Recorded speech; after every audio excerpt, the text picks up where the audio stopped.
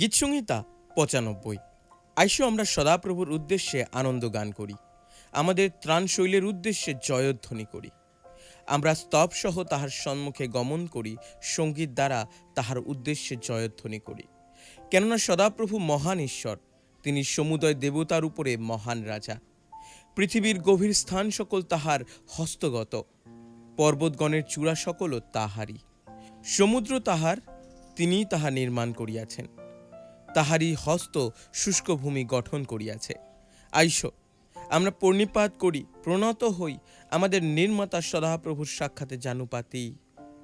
কেননা তিনি আমাদের ঈশ্বর, আমরা তাহার চরণের প্রজা ও তাহার হস্তের মেষ। আহা, অদ্যই তোমরা তাহার রব শ্রবণ করো। আপন আপন হৃদয় কঠিন করিও না, যেমন মরিবায়, যেমন প্রান্তরের মধ্যে মশার দিবসে করিয়াছিলে। তখন তোমাদের পিতৃপুরুষেরা আমার পরীক্ষা করিল, আমার বিচার করিল, আমার কর্ম দেখিল। ৪০ বৎসর পর্যন্ত আমি সেই জাতির প্রতি অসন্তুষ্ট ছিলাম। আমি বলিয়াছিলাম, ইহারা ভ্রান্তচিত্ত লোক, ইহারা আমার পথ জ্ঞাত হইল না। অতএব আমি আপন ক্রোধে শপথ করিলাম, ইহারা আমার বিশ্রাম স্থানে প্রবেশ করিবে না।